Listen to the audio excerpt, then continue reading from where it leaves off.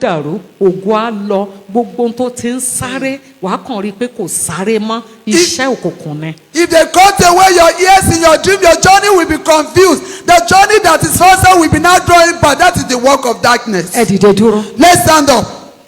ó lè jẹ́ ọmọ wa gbà fún ìwọ lè má ní ìrírí yẹn o lè má lálàá yẹn gbà fún ọmọ rẹ torí àwọn ọmọ kan wà tó jẹ́ wípé ogun tẹ́lòmíì ń jà lónìí ó lè jẹ́ ọdún 10 ni wọ́n tiẹ̀ ti gé lọ tí kì í ṣe ìsìn ṣùgbọ́n kinní yẹn ó ti ń farahàn báyìí ó ti ń farahàn báyìí sọ fún Ọlọ́run ẹlòmíì ọmọ mi àtoṣù 6 ọmọ mi àti ìgbà tí ò tiẹ̀ mọ̀ tí ò tí ì lè sọ̀rọ̀ ni wọ́n ti gba ohun iyebíye lọ òbí kan ṣáàrin náà ni pé kí ló ń ṣèwọ ọmọ yìí láàrin gbogbo àwọn ọmọ tí mo bí o ṣe wá yàtọ̀ báyìí ọmọ yẹn lè má mọ bí ó ṣe sọ ẹja gbà fún ara wa ká gbà fún àwọn ọmọ wa. Let us pray for ourselves and our children. Some children, it may be through their childhood that something has been taken away from them. Irun ògo mi tí wọ́n gé lọ. My years of glory cutting away. Ògo àwọn ọmọ mi tó gé lọ. Both of my children cutting away. Ọlọ́run Adeosun. Baba in the Lord. Yá padà. Return it back. Praise the Lord. Hallelujah. Tó o bá lálàá pérun rẹ kún lójú àlá. If you dream that your hair is growing in your dream, Ògo ni. that is glory. Wàá rí i pé gbogbo ohun tó bá dáwọ́lé ńgbà yẹn. You could see that every piece of your endeavor by then, Ìṣe rere yẹn á kàn máa sáré. that success will be running faster. A máa sáré. It will be running faster. Irun ògo mi tán gé lọ. My years of glory cutting Irun away. ògo àwọn ọmọ mi tán gé That lọ. of my children cutting away. Ọlọ́run Adeosun. Lord of our Papa in the Dá Lord, padà. return it back. Dá padà. Return it back. Gbọ́dọ̀ rí lò. They must not Ọyẹ́ ìgbàdúrà.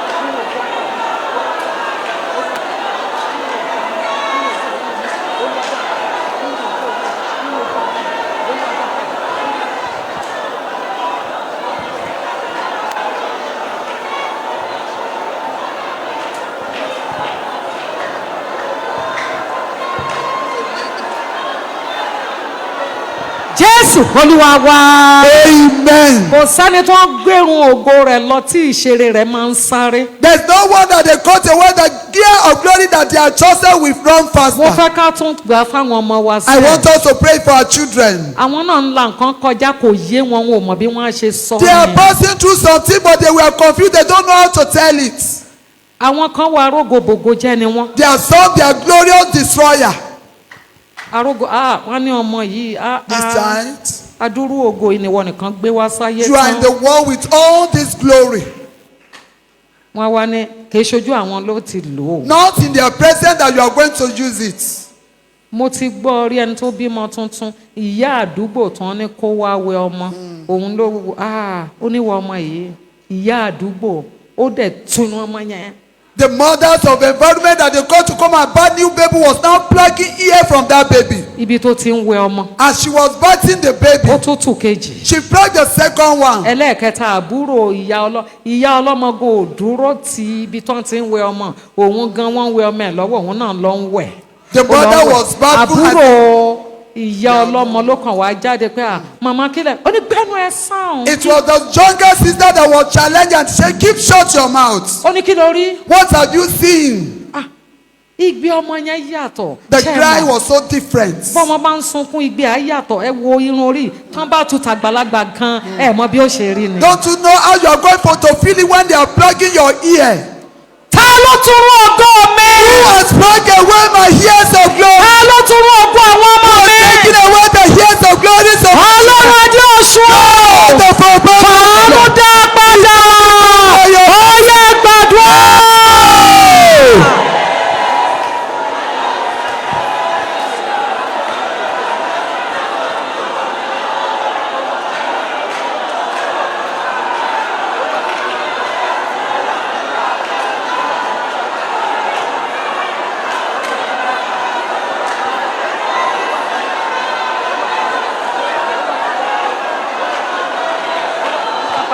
Fàánú dá padà.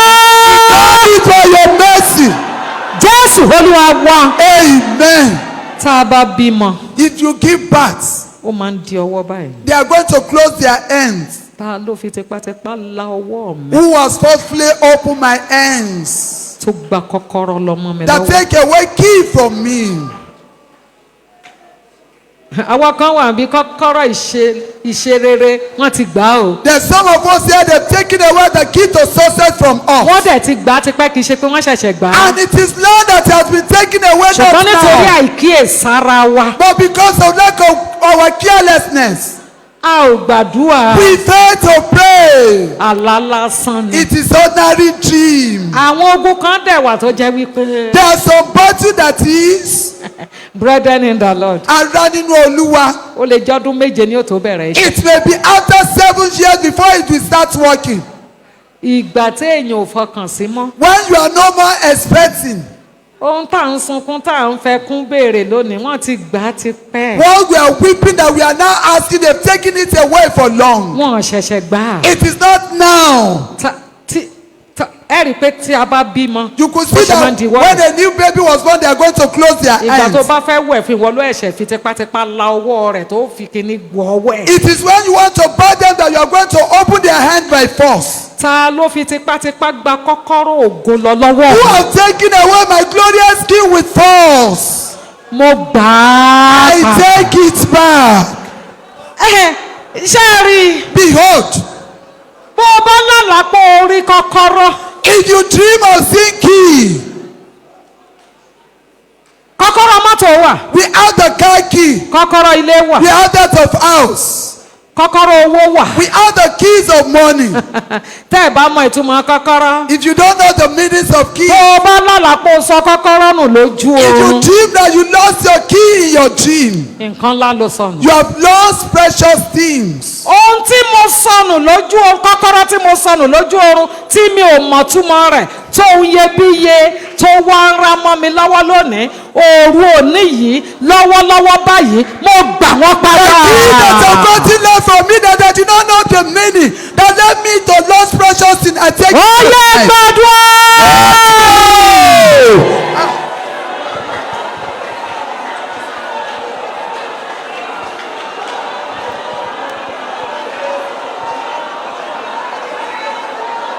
Kọ́kọ́rọ́ ayọ̀ mi mo gbà padà. I take back my keys of God. Kọ́kọ́rọ́ mọ́tò mi mo gbà padà. Take back my car key. Kọ́kọ́rọ́ ilé mi mo gbà padà. I take back my house key. Mo gbà padà. I take them Ta back. ló fi tipátipá là mí lọ́wọ́? Firstly, open my Tó gba hands. kọ́kọ́rọ́ lọ lọ́wọ́ mi. Take away keys from me. Ọlọ́run Adeosun dá The padà. Father, the Lord, Bá return mi back. gbà á. Take it back. Bá mi gbà á. Take it back. Bá mi gbà á. Take it Bá mi back. gbà á. Take it back. Jésù Olúwa wá. Ẹ Amen. jókòó. Let's have a seat. Ilé ìwé tálómi ti kúrò tipẹ́. The former schools. Ó sì tún lálàárí ara rẹ̀ And you bẹ̀. are still dreaming of seeing yourself here. Abúlé tó jẹ́ pé wọ́n gan yìí lọ lójú ayé pé àwọn alágbára ní bẹ́ẹ̀nbẹ́ ṣùgbọ́n lójú àlá òun bá ara rẹ̀ níbẹ̀. The village that you are not visiting physically, but in your dream you are meeting yourself there. Ọlọ́run pé Adeosun ní sọ fún wa pé The God of the goodness of our mouth, Papa in the Lord says that. ogun asọ́nídèrú ẹ̀yìn ní o. That is the battles of retrogressing. Mo fẹ́ ká ké. I want us to pray. Olúwa gbà mí Lord, deliver me lọ́wọ́ ogun asọ́nídèrú. from the battles of Ó yẹ retrogressing. gbàdúrà.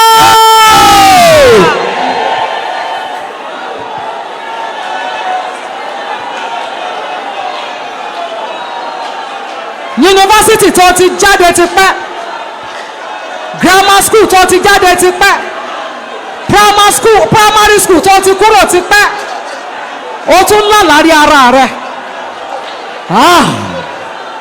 Olúwa gbà mí lọ́wọ́ ogun asọ́nídèrú ẹ̀. Gbà mí lọ́wọ́ ogun, gbà àwọn ọmọ mi lọ́wọ́ ogun asọ́nídèrú ẹ̀. Olúwa gbà mí, Olúwa gbà mí lọ́wọ́ ogun asọ́nídèrú ẹ̀yin. Gba ọkọ mi lọ́wọ́ ogun asọ́nídèrú ẹ̀. Gba àwọn ọmọ mi lọ́wọ́ ogun asọ́nídèrú ẹ̀. Gbà mí Jésù Olúwa wa. Amen. Ọmọ tó yẹ kó máa mówó wá fún ọ. The child that's supposed to be bringing money Ó for dẹ̀ tún rí us. pé lójú oorun ìwọ ló tún fún And you lówó. are seeing it that in your dream you are the one giving them money. Ẹ̀kẹ́. Let us pray. Àmọ́ mi ò gbọ́dọ̀ rẹ̀ yín láàrin My ẹgbẹ́. children should not be born Jẹ́ for kí wọ́n rí mi children. tọ́jú. Let them take care Jẹ́ of kí wọ́n rí mi me. tọ́jú. Let them take care Jẹ́ of wọ́n rí mi me. tọ́jú. Let them be able Ó yẹ to take care of me. gbàdúrà.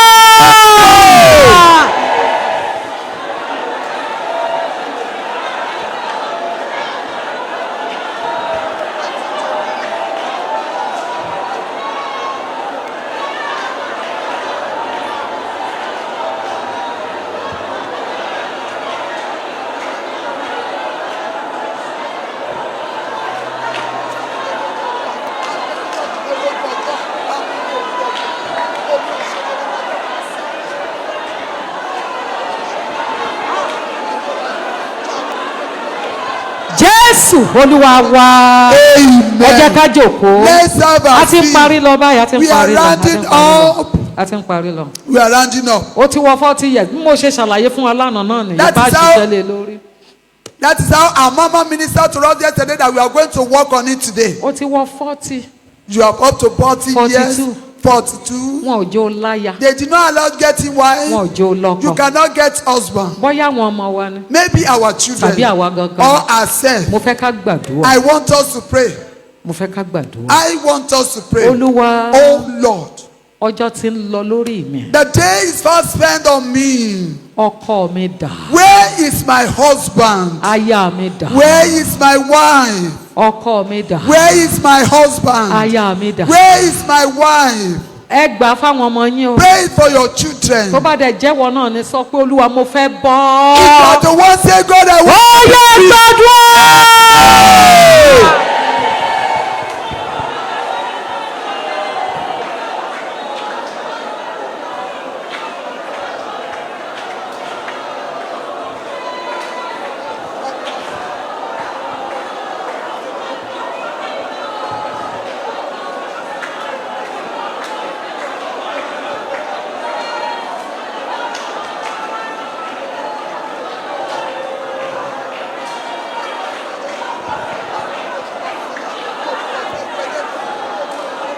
Ọlọ́run lè ṣe é. God can do it.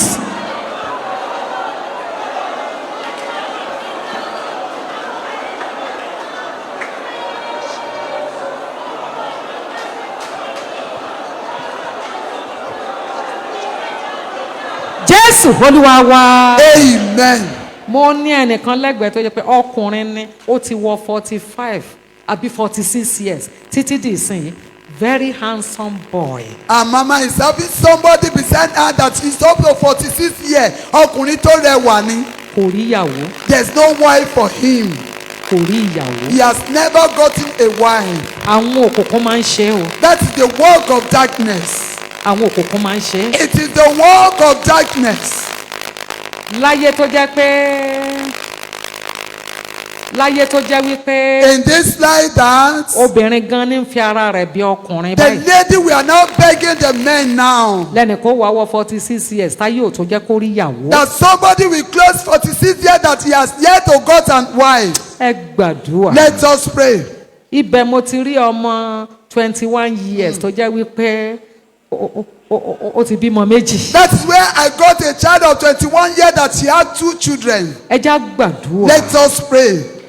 Ó ti wọ time yẹn, ọmọ rẹ ti wọ time yẹn, gbàdúrà fún lónìí. You are up to that time, your child is up to that time. Let us pray for him or her today. Ọlọ́run ìpè àwọn bàbá wa fẹ́ yí ọwọ́ pa. God of the goddess of our papa and the Lord want to change Olúwa. hands. Oh Lord. Ọjọ́ ń lọ. The day is fast spent. Béèrè fún aya rẹ. Ask for your Béèrè wife. fún ọkọ rẹ. Ask for your Ó yá àdúrà.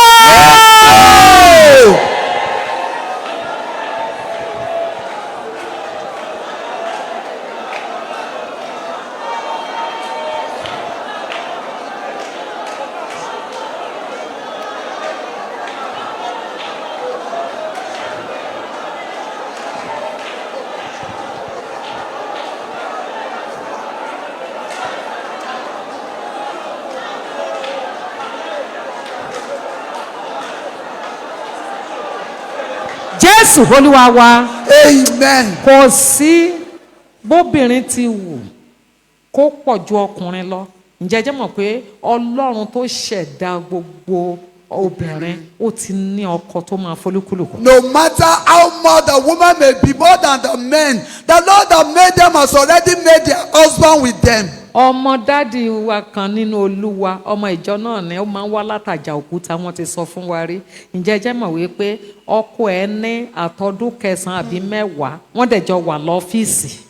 One of our daddy Wọ́n jọ wà church in lọ́fíìsì. the law, and the husband was there for complete maybe 9 to 10 years. They were both in the same office. wọ́n fi bòjú wọ́n fi bo ọkọ wọ́n fi bòjú wọ́n fi bo ìyàwó ṣùgbọ́n àkókò January 21 days tí a máa ń gba fasting and prayer òun ni àǹtí yẹn wá látàjàkúta ló ti wá ó wá lò 21 days èmi gan padà lọ sí ibi ìgbéyàwó àǹtí yẹn ní Òkè Ọdẹ ní Kwara State ń bí àṣé ọjọ́ bó ṣe parí àdúrà yẹn tán báyìí ó ní kí dáàdi pray fún òun ń lọ bó ṣe débẹ̀ ní brọ́dà yẹn wọ́n jọ wà lọ́fíìsì pé níbo lẹ wà látijọ́ yìí sister. Where were you since this day, my sister? ó ní ṣe bọ́fíìsì bíi náà lájọ We wà. were both together in the office. ṣé ẹ mọ̀ pé àfijú obìnrin àbíbọ̀ ni wọ́n ń pè ló máa ń lọ bá ọkùnrin pé mo fẹ́ fẹ́ yẹn ọkùnrin náà ló yẹ kó kọnu sí. It is the brave woman that we went to meet the men. The men supposed to toast the woman. ó làdẹjọ wà ń bí náà. We were both together here. gbogbo ìbòjú tí wọ́n fi bo olóore rẹ̀. Everything on the eyes of our benefactor. gbogbo ìbòjú tí wọ́n fi bò ọ́ mọ́lẹ̀. Everything that they used to cover us up. àwọn nẹ́ẹ̀tì òkùnkùn tí wọ́n fi kọ́va The ẹ̀. days of darkness that they used to cover Ọlọ́run us. jáde ọ̀ṣun ó ṣí dànù The báyìí. hand of our Father, the Lord will remove it. Amen. èmi gan lọ síbi ìgbéyàwó yẹn. Even our mamas attended the wedding. dáàdi rán mi lọ bí ìgbéyàwó yẹn lókè ọdẹ. Daddy sent our mama to that wedding at Okeode. wàá gbàdúrà yẹn wàá gbà fúnra ẹ̀. We are going to pay it for ourselves. ìbòjú táyé fi bò mí The mọ́lẹ̀. veil that they used to cover me. ìbòjú táyé fi bò àwọn ọmọ mi The veil mọ́lẹ̀. that they used to cover my children. Olúwa fi iná ṣí dànù. remove it. ó yẹ gbàdúrà.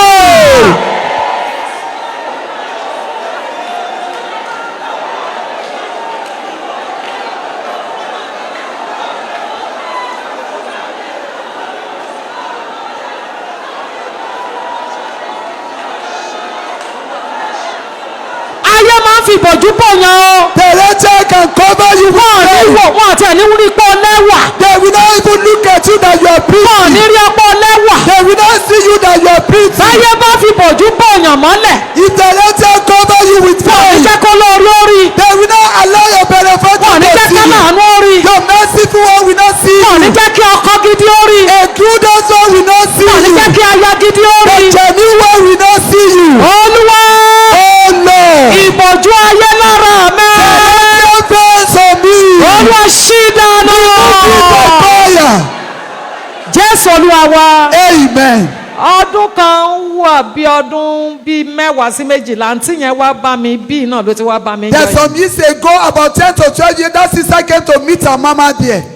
bí mo ṣe ń pray fún. As her mama was praying for her, mo ní aṣọ lẹ́hà ni wọ́n fi bò yín yìí. this is the veil that they used to cover your head. àǹtí ìdẹ̀ lẹ́wà. And that sister was so pretty. mo ní wọ́n faṣọ ẹlẹ́hà bò yín. They've covered you with a cloth. ó ní màmá ẹ̀ parọ́. Mommy, you are not telling lies. ó láwọn tó ti sọ̀rọ̀ yìí pọ̀ ní kíni kóun ṣe báyìí. There's a lot of people that have said, what is my way out? mo ní wàá gbààwẹ̀ ọjọ́ 3 ṣé o lè gbà á. And mama said, you are going to fast for 3 days. Are you able to do ó ní it? màmá òun ó gbà á. Mommy, she said she will do it. àǹtí yẹn ti ṣègbéyàwó. That sisters are getting wet. She Ó ti has ṣègbéyàwó. wet. She has wet. gbogbo ìbòjú tí wọ́n fi bo àwọn ọmọ wa tí wọ́n fi bò wá mọ́lẹ̀ níwájú olóore níwájú aláàánú ọlọ́run má jẹ̀mú ìpè àwọn bàbá wa yóò ṣí dànù. Everything that they used to cover our children before their merciful and benefactor, the God of the goodness of our Father and the Lord will remove it away. ẹ kọ́ àwọn ọmọ yín Let us teach our ó children. ṣe ẹ̀kan lọ́sẹ̀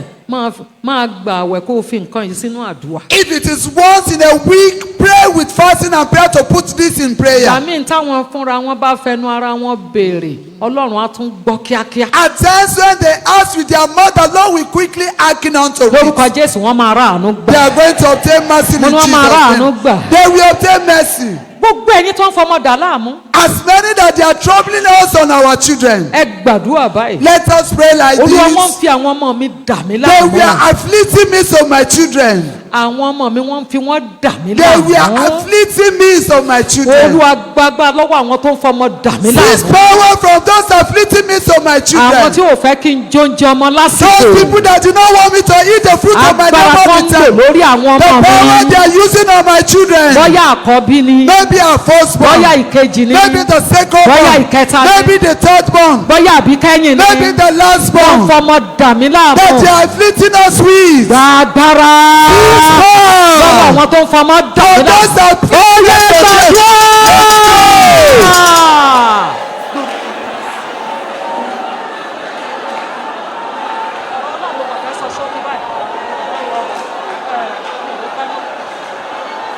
Olúwa gbàgbà lọ́wọ́ àwọn tó ń fọmọ dà mí láàmú. Seize power from those afflicting me, so my children. àwọn tí ò fẹ́ kí n jóúnjẹ ọmọ lákòókò. Those that do not allow me to eat the fruit of my labor. Olúwa Seize gbàgbára lọ́wọ́ ọmọ. power from them. ẹ̀yin abiyamọ ẹ kọ́. The parents pray. ẹ gbàdúrà fún àkọ́bí yín o. For ẹ firstborn. gbàdúrà fún àwọn tó wà láàárín. Pray for the middle ẹ one. gbàdúrà fún àwọn tó wà lẹ́yìn. Pray for the last ẹ one. gbàdúrà fún àbíkẹ́yìn. Pray for the wọ́n last fọmọ one. dà mí láàmú. They were troubling me with my children. gbàgbà lọ́wọ́ àwọn tó fọmọ dà mí láàmú. Seize power from them. Jésù Olúwa wa. Amen. àdúrà gan tó gbẹ̀yìn rẹ̀. This is the afẹ́fẹ́ last ọ̀rọ̀ prayer Ọlọ́run. point. You want to hear the word of God? gbogbo ẹ̀yin tẹ́ jáde poli. As many that you are graduated from university. university graduated, wọn ò jẹ́ kí sátífíkẹ́ẹ̀tì yín ó wúlò. they did not allow your certificate to be useful. ó kàn gbé sínú cupboard. You just put it in a cupboard. ẹ̀yin abiyamọ. The parents, Olúwa ní ká the gbàdúrà. Lord wants us to pray, ta ló ní sátífíkẹ́ẹ̀tì àwọn ọmọ mi ò ní wúlò. who have said that the certificate of my children will not be useful. ta ni ò fẹ́ kí sátífíkẹ́ẹ̀tì àwọn ọmọ mi kó wúlò. Who fún want wọn? to useless the certificate of my children? Ọlọ́run ìpè Adeosun. God of the callings of our Father in the Lord. àwọn òkùnkùn mà níkà o. The darkness were so wicked. NC àwọn education ṣáwọn náà ní Bẹ́ẹ̀- NC yes, ma'am. wọ́n á dẹ̀ máa rí iṣẹ́ tó yẹ kí yunifásitì master kó máa ṣe wọ́n á dẹ̀ tún rí iṣẹ́ The ṣáájú. NC will get a job even before the master that have graduated from university. ta ló ń ṣiṣẹ́ burúkú Who is doing the bad lórí work àwọn ọmọ mi over my children? tó jáde iléèwé tí ò fẹ́ kó rí iṣẹ́. Graduated that did not get a Olúwa sìnkú wọn Lord, lónìí. bury them today. Sìnkú wọn. Bury them. Sìnkú àwọn èèyàn wọ̀nyí. Bury them. Ó yẹ gbàdúrà.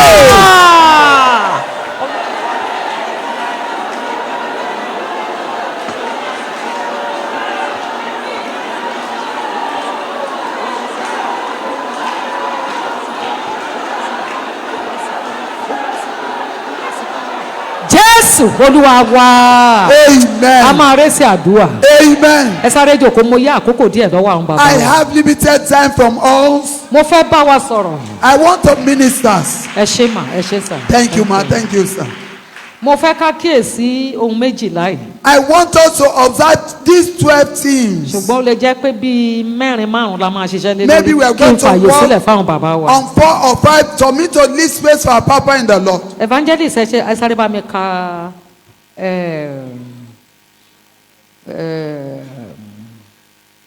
ẹ bá mi ka bíbélì yìí. Read the Bible verse for me.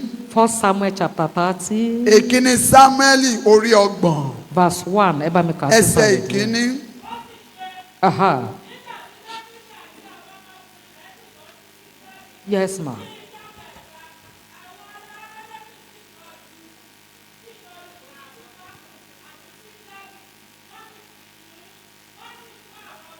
bẹ ní inú rẹ̀ ní ìgbèkùn wọn kò sì pa ẹnìkan ọmọdé tàbí àgbà ṣùgbọ́n wọ́n kó wọn lọ wọ́n sì bá ọ̀nà tiwọn lọ dáfídì àti àwọn ọmọkùnrin sì wọ ìlú sì wò ó àti kún àti àwọn obìnrin wọn àti ọmọkùnrin wọn àti ọmọbìnrin wọn lé a kó ní ìgbèkùn lọ dáfídì àti àwọn ènìyàn tí ó wà lọ́dọ̀ rẹ̀ sì gbé ohùn wọn sókè wọ́n sì sọkún títí agbára kò sì sí fún wọn mọ́ láti sọkún a sì kó àwọn aya dáfídì méjèèjì ní ìgbèkùn lọ ahinoamu ara jesreeli àti abigail aya nabali ara kameli.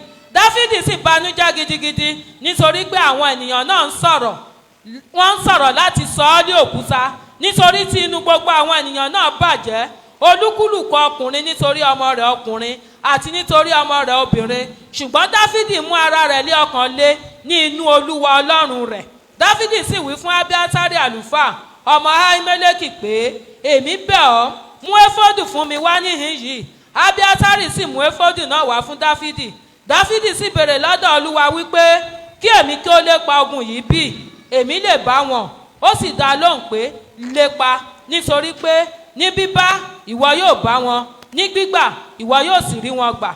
Bẹ́ẹ̀ ni Dáfídì àti ẹgbẹ̀ẹ́ta ọmọkùnrin tí ń bẹ lọ́dọ̀ rẹ̀ sì lọ, wọ́n sì wá sí ibi odò Bésórì, apá kan sì dúró. Ṣùgbọ́n Dáfídì àti irinwó ọmọkùnrin lépa wọn.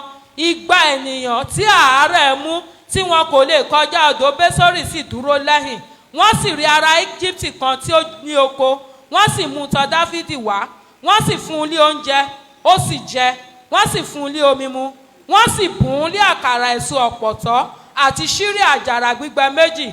Nígbà tí ó sì jẹ tán, ẹ̀mí rẹ̀ sì sọjí nítorí pé kò jẹ oúnjẹ, bẹ́ẹ̀ ni kò sì mu omi ní ijọ́ 3 ní ọ̀sán àti ní òru. Dáfídì sì bi í léèrè pé, ọmọ ta ni ìwọ ń ṣe àti níbo ni ìwọ ti wá?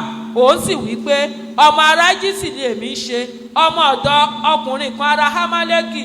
Olúwa mi sì fi mí sílẹ̀ nítorí pé láti ijọ́ 3 ni èmi ti ń ṣe àìsàn. Àwa sì gbé ogun lọ sí ìhà gúúsù ti ará Kéríìtì àti sí apá tí ń ṣe ti Júdà àti sí ìhà gúúsù ti Kálébù, àwa sì kún sí Glagi. Dáfídì sì bi í léèrè pé, ìwọ lè mú mi sọ̀kalẹ̀ tọ̀ ẹgbẹ́ ogun yìí lọ bí? Òun sì wí pé, fi Ọlọ́run búra fún mi pé ìwọ kì yóò pa mí, bẹ́ẹ̀ ni ìwọ kì yóò sì fi mí lé olúwa mi lọ́wọ́. Èmi yóò sì mú ọ sọ̀kalẹ̀ tọ̀ ẹgbẹ́ ogun náà lọ. Ó sì mú sọ̀kalẹ̀, sì wò ó, wọ́n sì tàn ká ilẹ̀, wọ́n ń jẹ, wọ́n ń mu, wọ́n sì ń jó, nítorí ìkógun púpọ̀ tí wọ́n kó láti ilẹ̀ àwọn Fílístínì wá àti láti ilẹ̀ Júdà. Dáfídì sì pa wọ́n láti àfẹ̀mọ́júmọ́ títí ó fi di àṣálẹ́ ijọ́ kejì. Kò sì sí ẹnìkan tí ó là nínú wọn bí kò ṣe 400 ọmọkùnrin tí wọ́n gun ìbákasíẹ. Ẹ ṣe mà, torí àkókò wa ẹ kí hallelujah. Hallelujah. Mo fẹ́ kẹ́ ẹ ṣàmì àdúrà yìí lẹ́ẹ̀méje. I want us to respond to this prayer 7 times. Dáàdì mọ́mì, wà á rí Papa, gbámú. we are going to hold it. Wà á rí gbámú. Amen. Amen. Amen. Amen. Amen. I just want to summarize the word of God. Mo kàn fẹ́ sọ ọ̀rọ̀ yìí ní kúkúrú. Láti gba ìkólọ rẹ padà, To take back your captive, ó nílò ìtọ́ni. you need direction. Láti gba ìkólọ padà, ó To nílò take back ìtọ́ni. our captive, we need guidelines. Àwọn ìkólọ kan wà tó bá lọ, ẹkún ló máa ń mú dání. There are some captive, when he went away, is going to come with weeping. Wọ́n ní lẹ́yìn ìgbà tí wọ́n kó Dáfídì, wọ́n kó lẹ́rú, wọ́n kó nígbèkùn, wọ́n aya àwọn ọmọ tán gba gbogbo wọn lọ. Odindi ọba wọn ló bẹ̀rẹ̀ sí ní sunkún. Ẹrù tá a jí kó lọ́mọ ọ lọ́wọ́ tó gbomijé lójú rẹ lónìí. Ọlọ́run má jẹ̀mú ìpè àwọn bàbá lórí òkè, ó máa fàánú dá wọn padà. After a slave, all the household of a David, a old king, he was weeping. Everything turning away from us that make us to be weeping. The God of the covenants of our papa, the Lord will return him back by mercy in Jesus' Wọ́n ní name. ní Zikilagi, That in Sligag, Dáfídì bó ṣe jẹ́ jagunjagun tó. despite how warrior that David is, Nígbà tó rí lẹ́bù àwọn tí wọ́n jí kó lọ́mọ ọ lọ́wọ́, when he see the level of those things that they've enslaved from him, ẹkún ló bú sí. he was weeping. Àwọn iyebíye kan wà tó yẹ pé tá òkùnkùn bá gbà lọ́mọ ọ̀yàn lọ́wọ́, ó máa ń gbomijé lójú èèyàn. There are some precious things that when darkness took it away, Padà o. David took it back. Mo sọ pé láti gba ìkólọ padà ó nílò ìtọ́ni. I say it that to take back our country, we need to be David guided. enquire from God. David béèrè ní ọwọ́ Ọlọ́run. Should I pursue Ṣé kí n lẹ́gbà and take it back? ìgbà padà? And God said unto David, Ọlọ́run dá David lọ. pursue Lẹ́gbà and take it back. kó o gbà padà. Ní bíbá ó bá wọn. In meeting, you are going to Ní meet gbígbà wàá them. gbà padà. In taking, you are taking it back. Wọ́n gbẹ̀yìn kùnlé mú Dáfídì. They go through the backyard to cut David. Gbogbo tó lọ́wọ́ gbẹ̀yìn kùnlé mú ẹ̀mí àti ẹ̀yin. Everybody that want to take Gbogbo away the Jésù Ọlọ́run focus, tí bàbá wa tilẹ̀kùn mọ́ the wọn. Lord will close door against them. Amen. David pursue. David ìlépa. I take it back. Ó gbà á padà. Ronú báyìí. Let us think now at this moment. A ti pé ọ̀pọ̀lọpọ̀ àdúrà lẹ́ẹ̀kan. Many prayers have been dishing out the other What time. is that has been taken from Kí ni you? òun náà tá a ti gbà lọ́lọ́mọ́ wa lọ́wọ́? Olúwa mo fẹ́ gbà padà. Lord, I want them back. Ìwọ náà mọ ohun tó ṣe iyebíye. There is something tangible that has been taken from you. Nǹkan tó ṣe iyebíye wà tí wọ́n ti gbà lọ́mọ́ wa Ó lọ́wọ́. lè jẹ́ ẹ̀bùn rẹ. It may be a gift. Ẹ wo ẹ̀bùn tí Jósẹ́fù tó fi ń ṣe kinní yẹn. Ayé mọ̀ pé ibẹ̀ lẹ́lòmíì ó ti ṣoríire. Wọ́n máa ń jí ẹ̀bùn gbà o. People know that is where you are going to make it. They can steal away gifts. Ṣùgbọ́n wọn ò rí ti Jósẹ́fù gbà. But they was unable to steal away that of Joseph. He became a prime minister. Over the prime minister. Ẹ̀bùn yẹn náà ló dẹ̀ gbé débi tó And gbé the dé. gift lead him to that place. Brethren in the Lord, Ará nínú Olúwa. there is something tangible that has been taken from you. Nǹkan tó ṣe kókó àti gbà lọ́mọ́ wa That we lọ́wọ́. ought to ask from God to take it back, send it back to you. Mo wá fẹ́ kí a gbà padà kí a gbàdúrà sí Ọlọ́run láti gbà padà ní Should I àṣálẹ́. pursue? Ìjẹ́ kí èmi kó And lépa. God said unto David, Ọlọ́run dá Dáfídì lóhùn. pursue Lépa and take it kó back. o gbà padà. Ẹ dìde dúró. Let us stand up. Olúwa, Lord, mo fẹ́ gbà padà. I want them back. Ṣé ọkọ ni wọ́n gbà lọ́mọ ẹ Is it lọ́wọ́? husband that they taken Ṣé away iṣẹ́ from ni you? wọ́n gbà lọ́mọ Is ọ it lọ́wọ́? job that has been taken away from Ṣé you? owó ni wọ́n gbà Is lọ́mọ ọ it lọ́wọ́? money that has been Ẹ taken sọ away fún from you? Ọlọ́run. Talk to the Lord. Olúwa, No. mo fẹ́ gbà padà. I want them Mi ò back. fún wọn. I did not dash Mi ò them. fún wọn. I did not Mi ò dash them. yọ̀ǹda rẹ̀. I did not Ó refuse. yẹ gbàdúrà.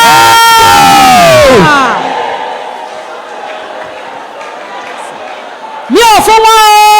Refuse to surrender it to them. Olúwa bá ń gbà padà. Take it back from me. Bá mi gbà á gbogbo tó ti gbà lọ́mọ mi lọ́wọ́. Olúwa bá ń gbà padà. Olúwa bá ń gbà padà. Wọ́n ti gbọ́wọ́ lọ lọ́wọ́ mi. Olúwa bá ń This gbà has been padà. taken away from me. I want it back. Wọ́n ti gbọ́ ògo mi lọ bá mi gbà padà. They are taking away my glory. I Àwọn want tí it àbí bá back. mi gbà padà. My peace has been taken Gbogbo away. àwọn ọmọ mi bá mi gbà padà. What of my children? I want it Aṣọ back. ẹ̀yẹ mi bá mi gbà padà. Everybody can take it back from me. Bàtà ògo mi bá mi gbà padà. She take it back from me. Gèdè ògo mi bá mi gbà padà. Just the glories, I want it back. Àṣeyọrí mi bá mi gbà padà. I want back my success. Jésù Olúwa wa. Amen. Ọ̀tá tó lóun ó gbẹ̀yìn kùlé mú mi. The enemy that want to cut me at the back, Olúwa tilẹ̀kùn mọ́. Lord, close door against them. Ẹ̀yìn kùlé ni wọ́n gbà mú Dáfídì. They took David to the backyard. Ó lọ jagun ni kó tó dé wọ́n ti fi iná kun ilé ẹ̀. He went for battle before coming back. They set a house. Ọ̀tá tó lóun ó fogun ẹ̀yìn jà mí. The enemy that want to shut Ó up lóun ó gbẹ̀yìn kùlé mú mi. they want to cut me at Olúwa the back. tilẹ̀kùn mọ́. Oh Lord, shut down. Olúwa tilẹ̀kùn mọ́. Shut down. Ó yẹ gbàdúrà.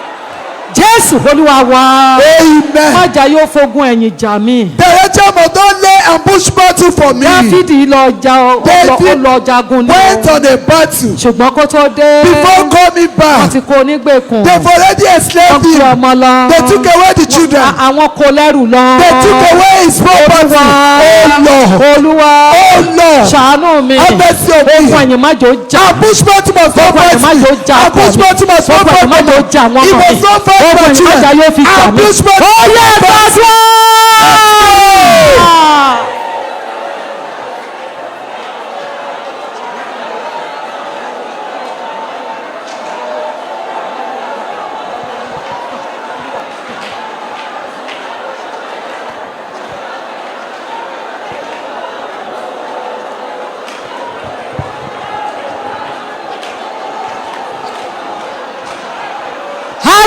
padà fógun ẹ̀yìn jà mí o.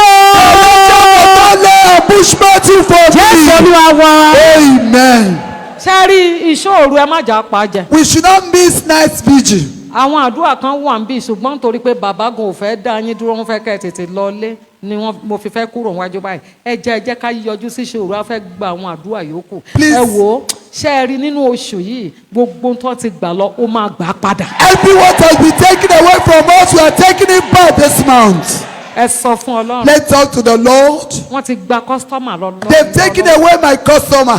Wọ́n ti gba olóore lọ. They've taken away my benefactor. Wọ́n ti gba láàánú rẹ. They've taken away my merciful one. Nǹkan ti sọnù. Things has gotten lost from me. Ó ti sọ nǹkan nù I've sẹ́ẹ̀. lost something. Ó sọ nǹkan kan nù You sẹ́ẹ̀. have lost something. Ìwọ náà dẹ̀ mọ̀. And you know it. Olúwa tí mo ti sọnù. Lord, what have gotten lost from me? What have been taken away from me? Ọlọ́run orí òkè yóò. This mountain. Fàánú gbà á fún mi o.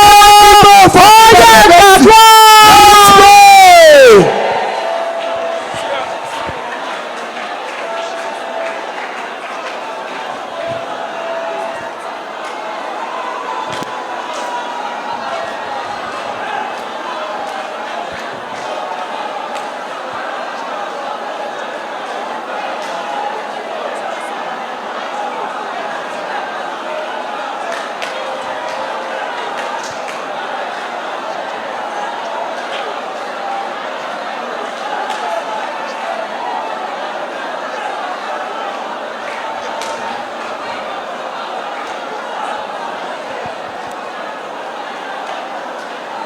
Jésù Olúwa wa. Amen. Tó bá wù wá lè jókòó. If you like, you can sit down. Tó bá wù wá a lè kúnlẹ̀. If you like, you can kneel down. Tó bá wù wá lè dúró. If you like, you can stand on your leg. Olúkúlùkù ló mọ nǹkan tí wọ́n gbà mọ́ lọ́wọ́. Individual know what have been taken away from Olúwa us. gbà padà fún mi. Lord, take it back from me. Ó yá àdúrà. Let's pray.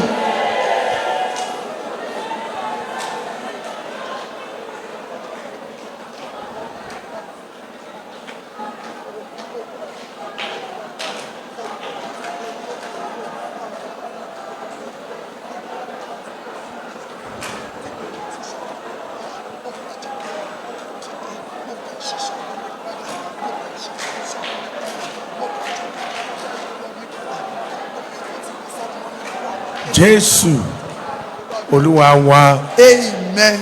Ẹ jẹ́ ká lè dúró. Let's stand up.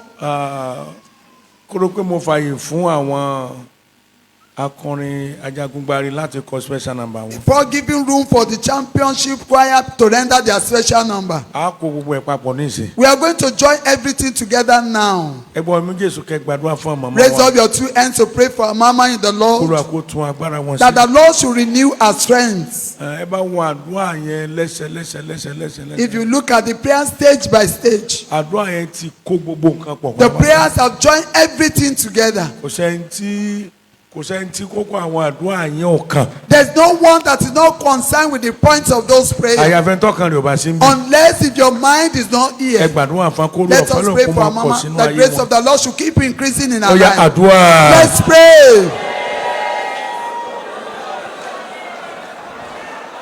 Ọlọ́run á fi àmọ́ lẹ́nu ẹ bá ní gbàdúrà fún wọn.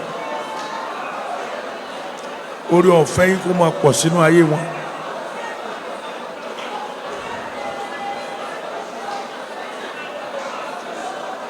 Jésù Olúwa wa. Amen. Àwọn ogun tó sẹ́nu ayé wa lónìí. The battle conquers in our life Kò today. gbọ́dọ̀ gba lédè wọn. Was not take charge in his Ó yá house. àdúrà. Let's pray.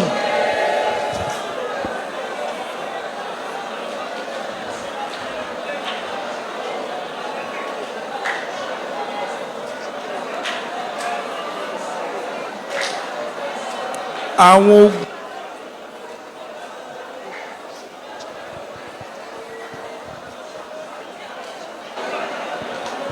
Hallelujah. Jésù Olúwa wa. Amen. Ní ìgbà gbogbo tí a máa ti ń gun pẹpẹ yìí. Whenever she's mounting onto the Tàbí altar, ibikíbi tí a máa ti lọ láti jẹ iṣẹ́ or Olúwa. wherever she went to deliver the message of God, Ọwọ́ Ọlọ́run kò máa ga sí lára the wọn. hands of God should be increasing Ó in yá our life. àdúrà. Let's pray.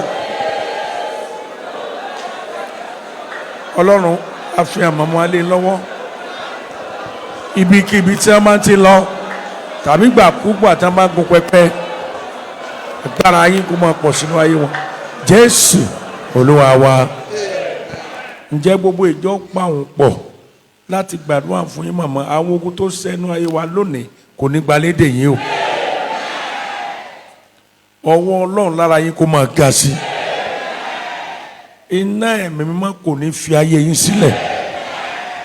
Ìgbàkúgbà tẹ́ bá tún gun pẹpẹ ọwọ́ Ọlọ́run yóò tún dára sí. Lẹ́sẹ̀ ní ẹ̀mí mímọ́ ó tú àwọn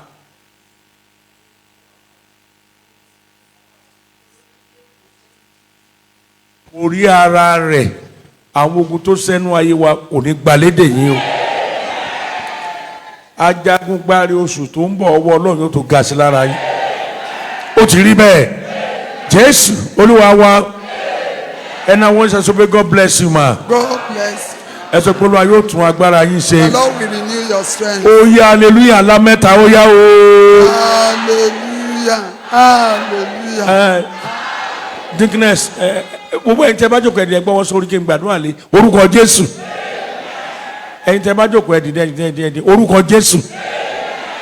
Mo pa láṣẹ àwọn àdúrà yẹn lẹ́sẹ̀ ẹ̀yin tẹ́ bá wà nú ẹ̀mí ẹ mọ̀ pé ogun mọ̀ ṣẹ́ ogun tó ti ṣe ò ní gbérí mọ́. Ẹ ò sàmì dáadáa o. Téèyàn bá wá bí àdúrà ó yẹ kó mọ̀ pé aládùúgbò àgbà lónìí gan nípele dá.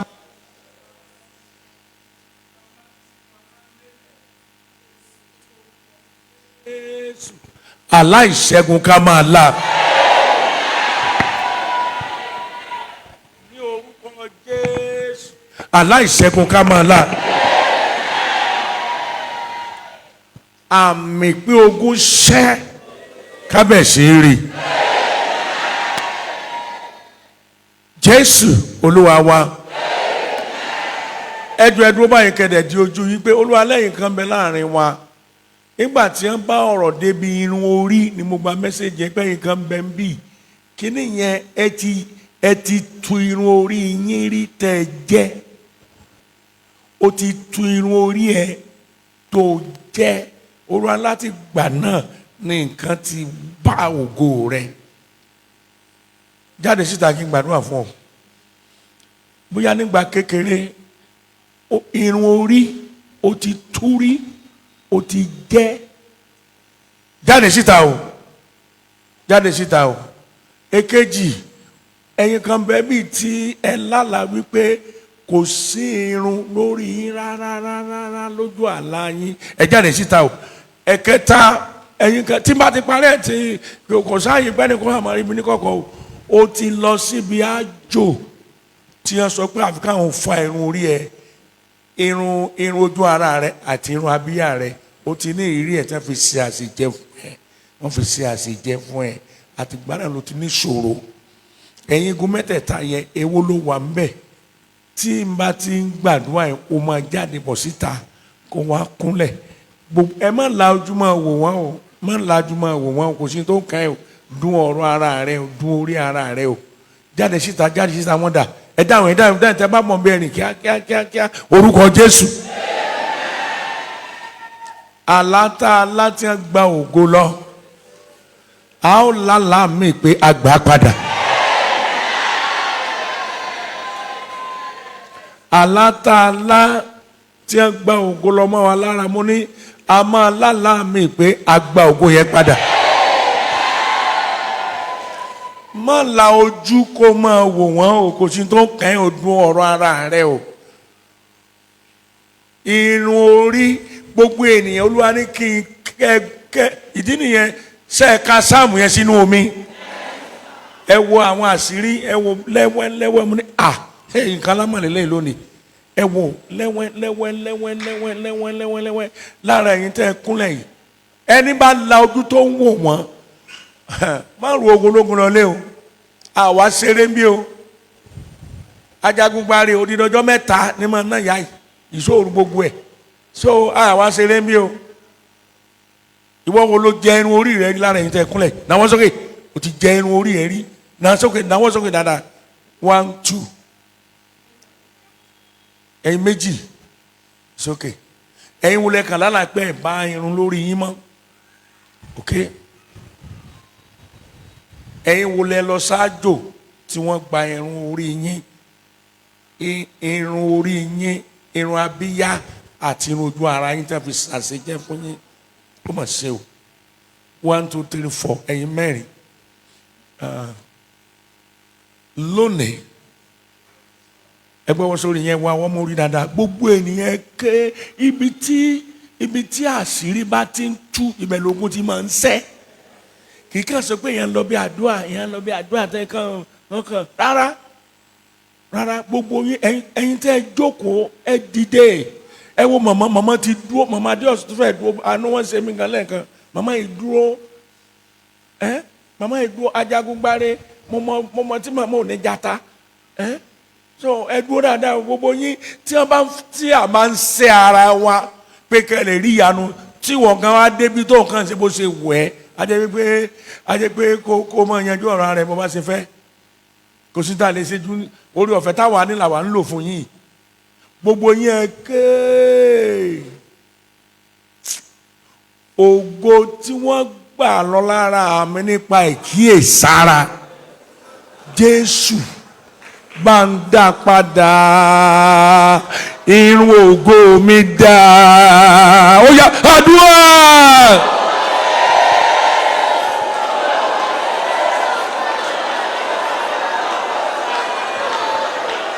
Irun ògo mi dà.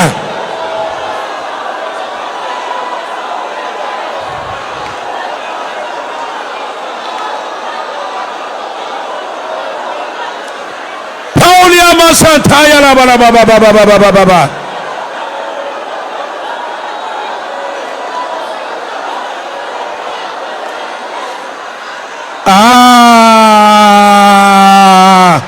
Jésù Olúwa wa.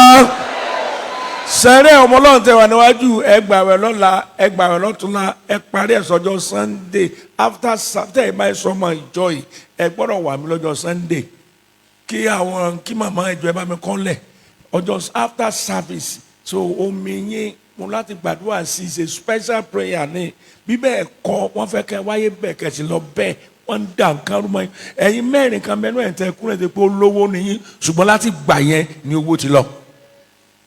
Owó ti lọ ọkùnrin yẹn gbà ó sì lọ lò fáyé ara rẹ̀ bẹ́ẹ̀ ni ìwọ gan mọ̀ pé wọ́n gbà lára rẹ̀ wọ́n sì lọ lò fáyé ara wọn nígbà tó o mọ rírì tó gbé wáyé mo pa láṣẹ lórúkọ Jésù gbogbo ẹ̀yin ènìyàn tí wọ́n fi ẹ̀tàn kọlù yín tí wọ́n sì gba ògo lọ ó yá ìgbà padà.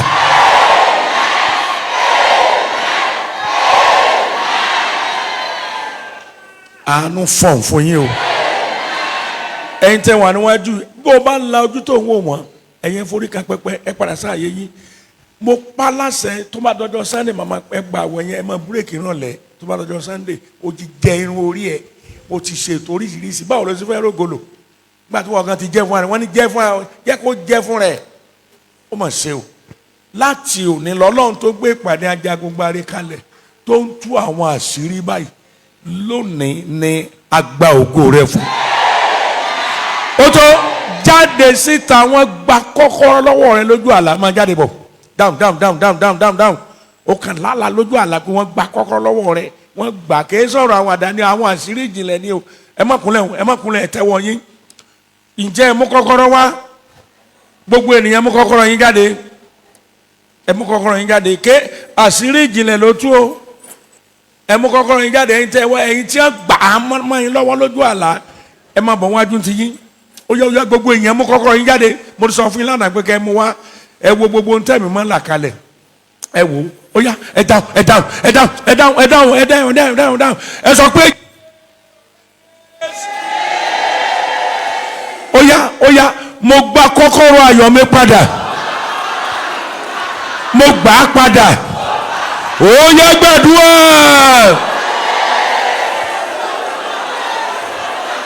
Kò sẹ́ńtì gba kọ́kọ́ lọ́wọ́ rẹ̀ kí ló fẹ́ fi sílẹ̀kùn wàá kàn máa kànlẹ̀kùn sáni kọ́kọ́rọ́ ìbùkún mi mo gbà padà. Gbà mọ́ óyá.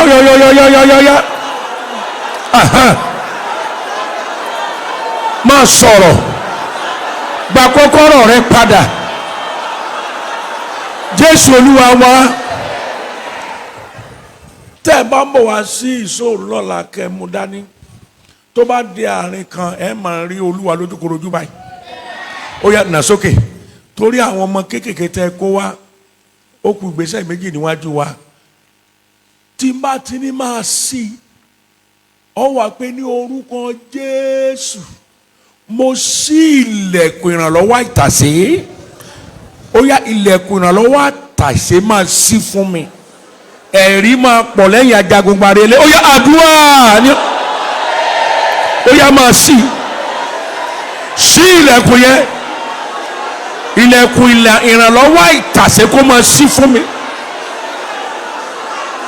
Ní orúkọ Bàbá Ọmọ àti Ẹ̀mí Mímọ́ kó máa ṣí. Kó máa ṣí.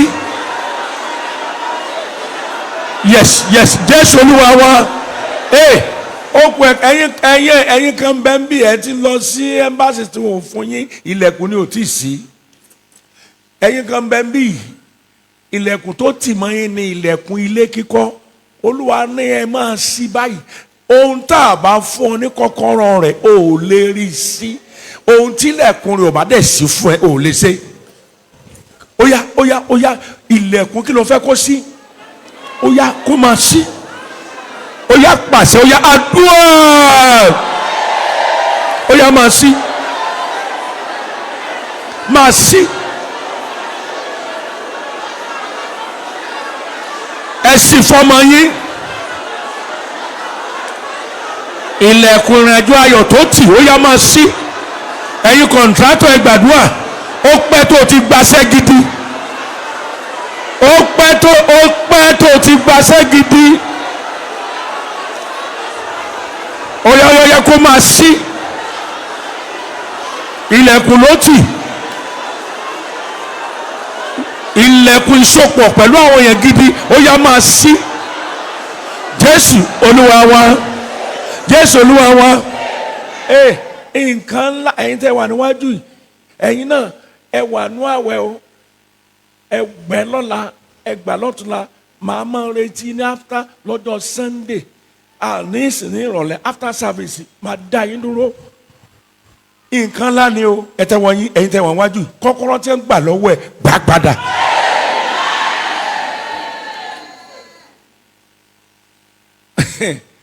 Ogun